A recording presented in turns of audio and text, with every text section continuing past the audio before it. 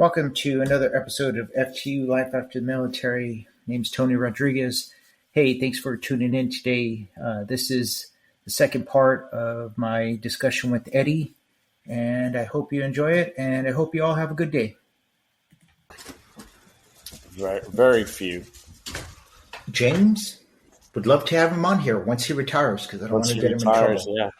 Jason, awesome freaking leader, but once he retires, he would be good. I don't know who else. I've had some officers on here that I wanted to, like some of the team leaders that I worked with. There's one that he came in after you left the Ocho, right? Major Garcia. This guy was wicked smart, man. He would talk, and I didn't care what he was talking about. I would just take notes, man. Mm-hmm. I could be talking about like what he was going to have for lunch. He's like, you know what? I'm going to eat that too because I know I'm going to be smarter if I eat that. No, that's cool. Yeah, there's. I said, unfortunately for me, I had a lot more NCOs do that for me than officers. But I said the one you named, the one I named, are the only ones that I can remember. Yeah, that I would take advice from, or if they talk, like I listen, But, just to be perfectly clear, I'm not saying they're bad leaders because I don't know their entire career. Right. I'm just saying from my experience, I didn't trust them. No, what does that mean? I understand. I don't know. I was drunk half of my military career, so right. No, I take hear it you. for what it's worth. That's just my opinion. No, I definitely understand what you're saying. Yeah, but it's crazy. So, when did you realize? I guess you said after when did you realize, like, oh man, I'm drinking way too much? So I came back from Paraguay, right? Yeah. And I still whatever, like, who doesn't drink like this, right? Right. And then it was like, I got my Article 15 and still drinking. I think I realized, so the signs were there, right? It was just whether I was willing to accept them. Right. I think what really did it for me was when, I ran that marathon in 2008. In 2009, I ran another marathon. It was Sunday morning. On Friday, I went to the GB club, right? And got smashed. And I figured, hey, I could drink as much as I want because I'll have Saturday to recover. Right. And then I could go run my marathon. Who thinks like that? It's 26 miles. Are you a moron? Like you? I think it'll be over that, dude. like I'll wake up, have some Tylenol, and I'll go for a jog, and I'll just burn it off for my system. Yeah. I can go run the marathon, I'll be good. Right. And I did it, but I should have died. I shouldn't have been able to complete that marathon. Right. And then. I go home. It's like, all right, I finished the marathon. I'm going to have a 6-pack. It's like, what? Instead of letting your body recover naturally. Yeah. And I think that's when I started realizing, like, hey, so I tried to dump out all the beer I had because I still had another 6-pack right after that. Right. And the next morning I dumped it out. I was like, I got to have to stop drinking. Yeah. And by the next day, I went to go buy another 12-pack, and that's when I realized I have a serious problem. I cannot stop. Yeah, yeah, it's interesting. I was talking to a therapist, and we're talking about drinking, and I was like, okay, she's like, why do you drink? I'm like, well, to me, because it's fun, She's like, what do you mean? Well, I mean fun. Like, well, yeah, you go out in a social setting, you're drinking, you have fun, everybody's having fun. She's like, are you sure you're having fun? Like, oh, it seems like I am. Like, I don't know. That's why I'm here to find out what's going on. But, I mean, it seems like I have fun. And then I go back, oh, wait, every time I get in trouble, it's because I'm drinking. Or every time something happens, it's because I was drinking beyond, Yeah. Well, and she's like, well, is that fun? I'm like, no, you're right. I said, it's not fun. She's like, yeah. And she's like, that's where I guess that fine line is, can you drink 2, 3 beers and stop? Or can you drink 1 beer and stop? Like, I would see dudes do that, and I'll be like, man, what kind of shit is, what the hell? What's that? How can you stop Yeah. after 1 beer? Like, that's, like, I don't get it, you know? And yeah, it was an eye opener. You know, she's like, okay, and then that's when you get into the whole psychology of drinking. And like I said, once again, it's how one's raised and how one is, the army, you know, you drink, you get drunk, you wake up, you run however many miles, you do whatever you need to do, and it's like nothing. So your body's conditioned for that, you know. Some of us better than others. Some of us, you know, can drink a lot, wake up like nothing happened, and go ruck however far, or run, or do whatever. You know, you won't even like, dang. Now imagine if I didn't drink, how much better I can be, you know. And I actually told my therapist that I was like, I wish I could rewind and not drink. How much better I would be at whatever. And she's like, there you go. See, I'm like, damn, Eddie, you screwed up again. But no, it's definitely interesting that, yeah. Like I said, I drink, I put it under control, I stop for a while, and then I start up again. And it's just like an ongoing thing. And I have the tools I need. I just need to, like I said, I control it. And it's not, you know, drinking a bottle of Jack or whatever in a 12-pack or a case of beer like the old days, you know. It's more or less just go out, be social. And unfortunately, sometimes we use it to go to sleep because I don't want to be, like myself, I don't want to be on whatever meds the VA gives you to go to sleep. I don't want to do that, you know. That's how you get hooked on. That's why you have all the epidemics going on with heroin right now and fentanyl and everything from a lot of veterans, man. So I admit I have anxiety about going to sleep because of my shoulders. Right, Yeah, I look like Darth Vader because I have my CPAP and then I have these pillows holding up my shoulders. Right. yeah.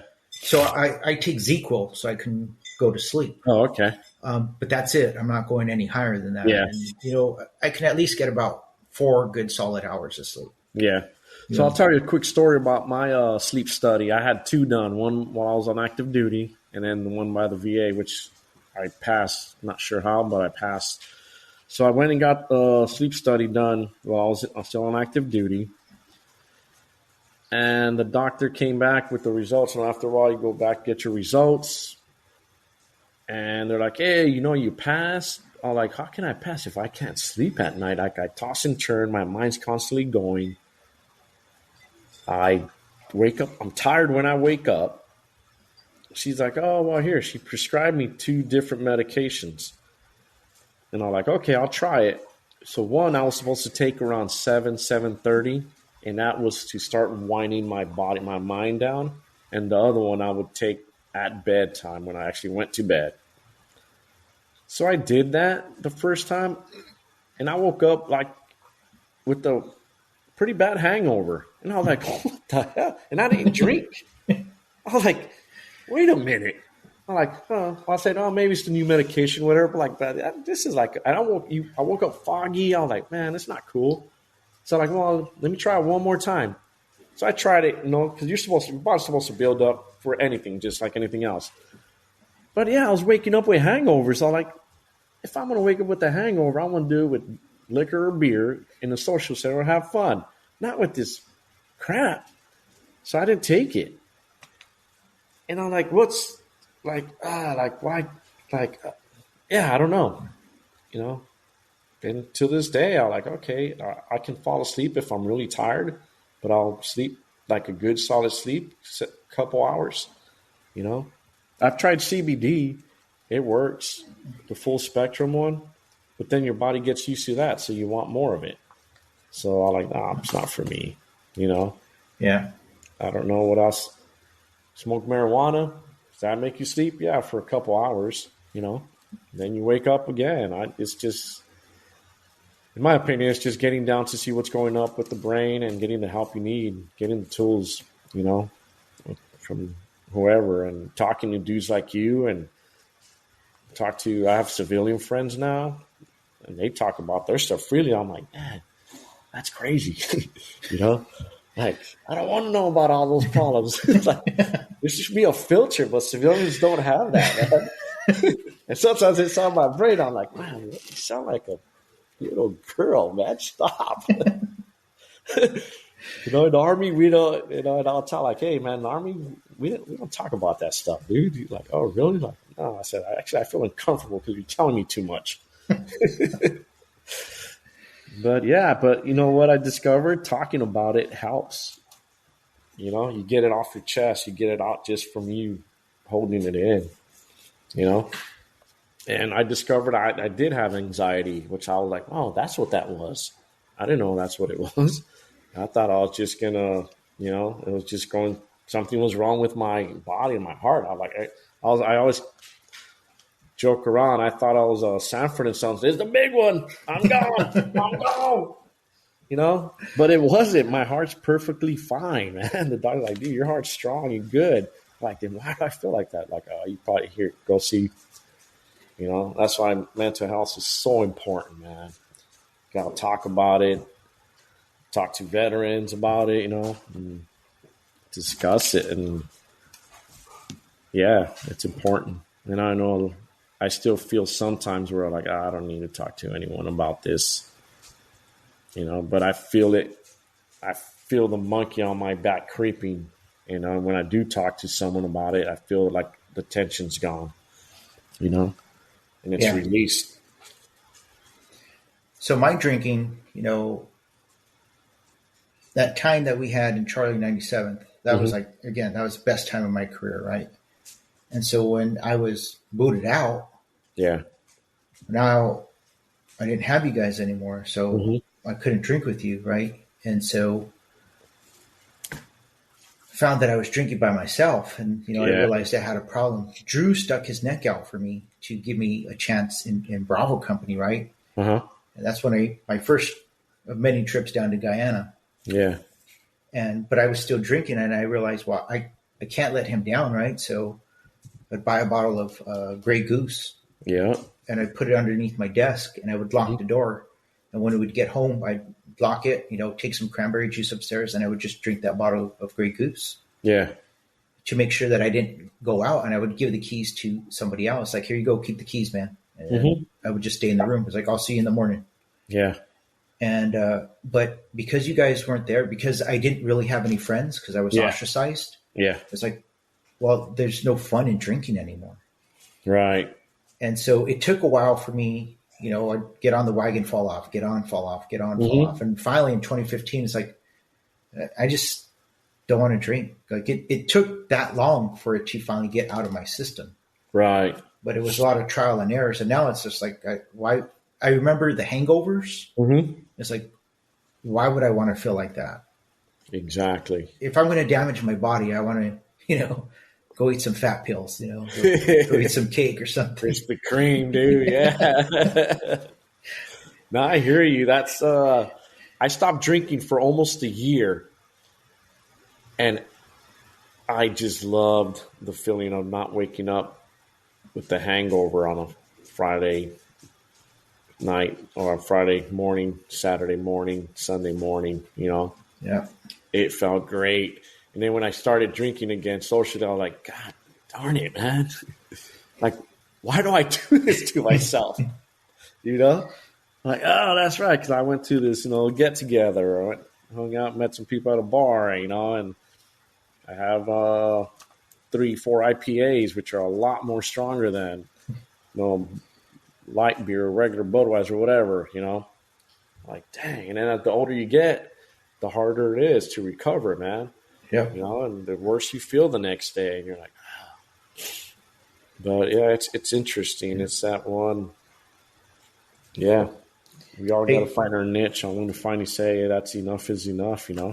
And, you know, Iron Maiden, they make a beer now, right? The Trooper. Yeah. So does Rush. Rush makes 2 different lagers. Several bands. Yeah. Yep. And, like, I was talking to Drew about it. It's like, will you have one? It's like, I'll buy one. Never going to open it.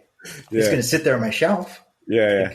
Like I will never drink again. That's awesome. Thank you for And people don't understand that I've had to like cut people out of my life. It's like either get on board. Like I'm not asking you to give up drinking, Right. but stop asking me to drink because it just Exactly. isn't going to happen. No, definitely. And that's when you can tell who's like, and you can joke around it or whatever, but hey man, let's go have a beer. No, dude, I don't drink.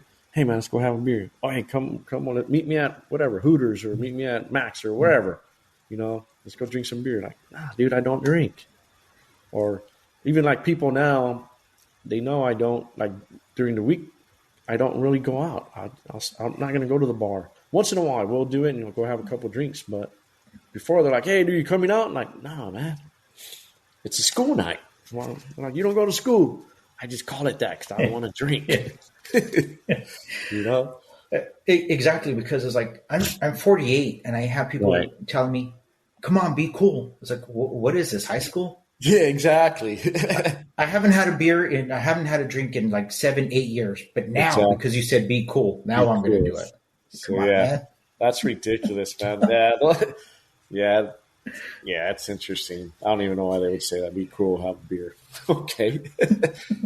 Why can't I just be cool and drink water or soda or whatever, Like, come on, because like, am I back in East LA? Like, what's going on here, man? What? Junior high? High school? What? Nah, yeah, it's interesting. Yeah, but going back to the COVID, so I was going nuts, right? So I got a job at Lowe's. Because I like, dude, I'll just do this, like see y'all, dudes hang out and stuff. But I got a job as a project exterior specialist. Not the people around you see. I was the conduit between the customer and the contractor when they go do work at your job. Mm-hmm. It was part-time. But I was like working there and I'm like, all right, this is cool. But I'm like, man, the quality of people is different in the civilian sector, And I'm like, what is it? I'm trying to figure it out. I'm like, okay. I'm like, oh, I know what it is. They just do the bare minimum, and they're happy. And I'm like, how can I need to get to that. And in all honesty, all right, I never got to it, dude. I just can't do the bare minimum. So I left because I wasn't happy because there's this person next to me getting paid more and does the bare minimum, and I'm doing a lot more and I'm getting paid less. And I'm like, nah, it's not for me. So I put my 2 weeks notice, which that was pretty cool because I had never done that. Like, it's a 2 week notice. Another thing too that was interesting was I had to clock in and clock out every day. And sometimes I would completely forget. Like, I'm not used to.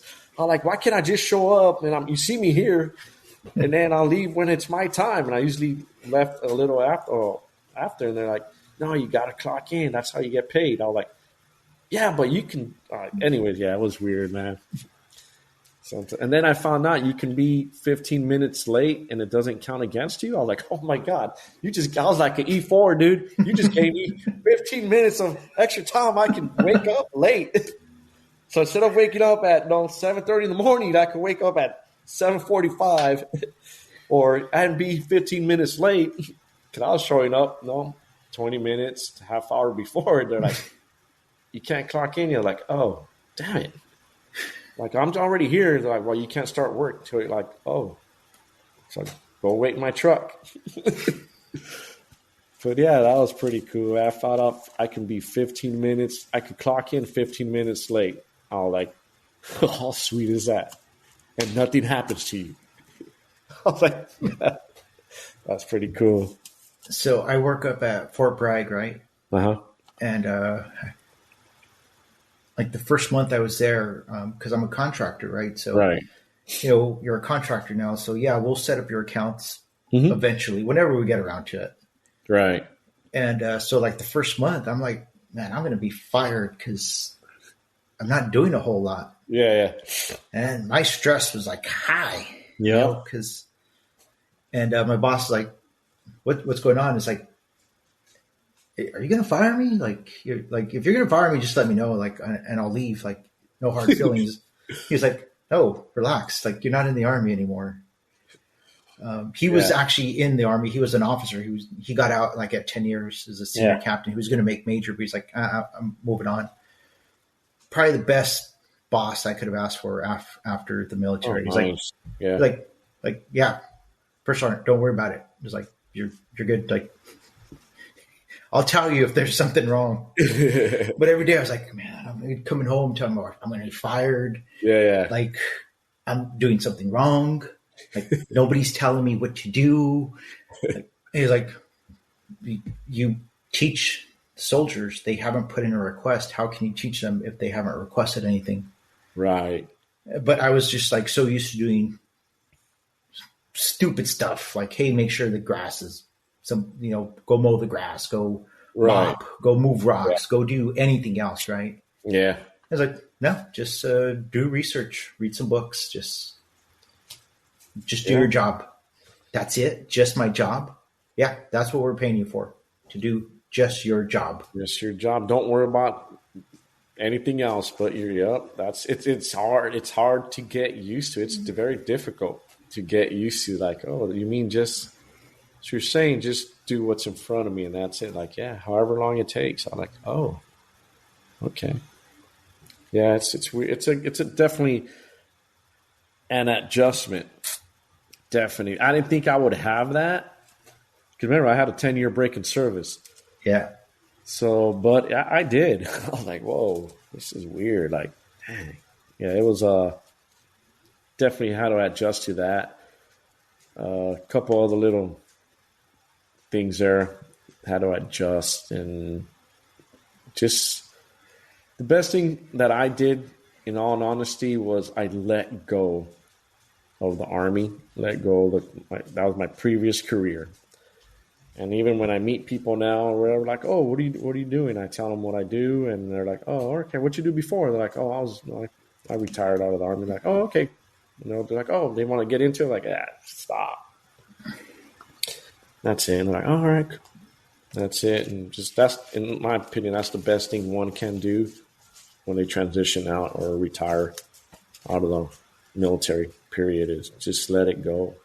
Remember the good memories, remember the bad ones, learn, and go out and mingle with civilians.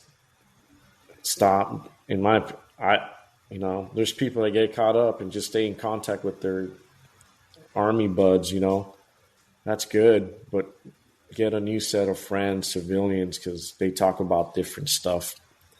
And you're not talking about, the time so-and-so did this or so-and-so did that, or the time in this deployment this happened or whatever, They'll talk about normal civilian stuff. That helps me out a lot too, But yeah.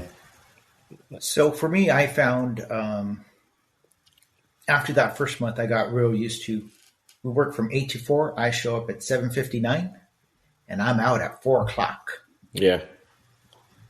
And so, like, hanging out with civilians, or just normal people. I joined the VFW not so much because I want to hear about war, how you saved Iraq, or all those crazy stories. Right. But I want to give back to some of our brothers who were like in Vietnam, or might not be as well off as I am. Right. So if I could spend a little time with them, or maybe just help them with whatever. You need me to mow your lawn? I'm not going to do it, but I'll pay a kid $20 to mow your lawn, because my shoulders are shot too. So yeah. But this young 15-year-old, like, you want to make some quick money, kid? Like, get over here and mow this lawn. He can do it. Yeah. And so I just want to help some of our brothers out. But like I said, I started this podcast. One, it helps me get in touch with people I haven't seen in a while. Yeah. I'd like to say, oh, I'm just doing it from the kindness of my heart. That's part of it. But there's also the part where I just want to see people I haven't seen in a while. Yeah, it's good stuff. Yeah, last time I saw you, I think you were at selection committee, right? Yeah. Yeah, that's when I was at. I was about to retire. Yeah, I think I was retiring or about to. Yeah. And I was about to head back to the Ocho. Yeah, that's right. I think I saw you out there on the sidewalk where either you were letting go of the dudes or picking them up. Yeah, we were letting them go. Like, get out of here. We're done with you. I think that's the last time I saw you. And so that, starting my school up again, and Yeah. so I announced it in 2024. I'm running for state assembly here in North Carolina. Oh, nice. Did you stay in Fayetteville area? I'm assuming. Yeah, I Or did. So surrounding area. my Yeah. granddaughter's here, so I don't want to go too far. Oh yeah. Awesome. Yeah. I had applied for the State Department and got invited up to DC for the Yeah. oral, the interview part. But Hmm. it's like, well, yeah, but then I'll be away from my grandbaby, so Yeah. I don't want to move out. Right on. So 2024, huh? Yeah. And so Right right now on. it's me, my daughter. She's going to help me out. She's my director of communications because I don't know what social media I need to use for. She Yeah. mentioned like three or four. It's like I don't even know what those are. She's like, Yeah. don't worry about it. I'll help you out. It's like okay. Right on, man. And I have two buddies who signed on. Like we don't know anything about politics. It's like I don't need you to know anything about that. I just need you to Yeah. be willing to like set up signs and Yeah. like, Congrats, manual labor man. stuff. Let me know if there's anything I can do. Yeah, and Yeah, definitely. That's on. Need more veterans on all these in politics. Period, man. We need a lot more veterans because it went away. Unfortunately, between Vietnam and now, it's gone away. But there's a lot of them going back. and for me, I said this. It's like if I'm lucky enough to be voted in 2024, Mm-hmm. then I'll run again in 2026, and then that's it. I'm out. Yeah. And I only want to do work for the state. I'm not Right. trying to be in the House of Representatives. Right. You Right. guys handle the federal Yeah. stuff. I'm concerned Yeah. about North Carolina. Exactly. And if I can't start change in 4 years, then I need to move on, and you need to get somebody else in here that can do it.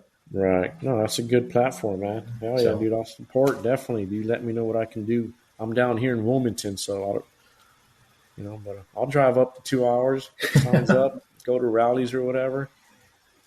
We can go eat. We There don't you drink go. anymore, so Go to we can, VFWs, go have breakfasts or dinners and stuff. And yeah, definitely, dude. That's awesome. It's good to hear. That's why I said you're a success story, dude. That's why I said it earlier. I used you as a success story because you truly are, man. To go from that situation to where you overcame everything and you continue moving up in rank, hell yeah. So I'd like to say that was all me, but it wasn't. It was, my family.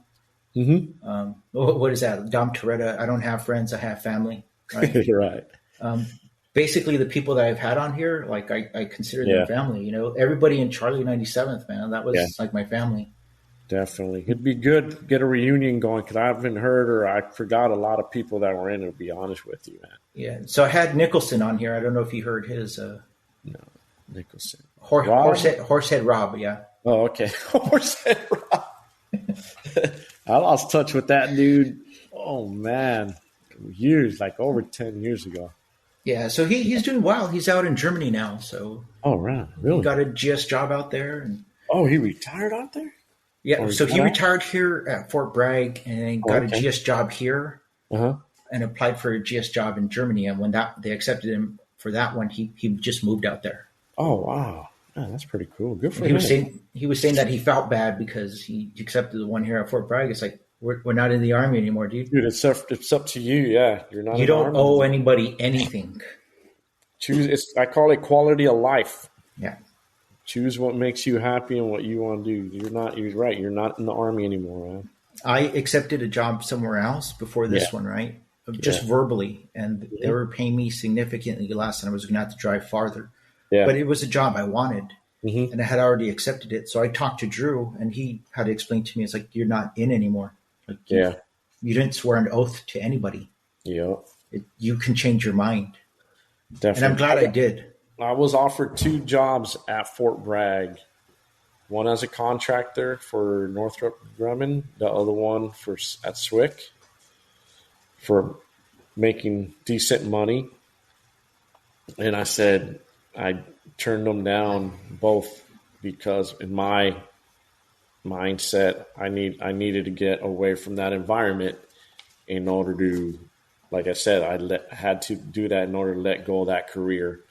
Because I saw some of the GS employees at Swick that I worked with, they're miserable, man. But they get paid well, and it's just like no benefits, like just being in the military and stuff.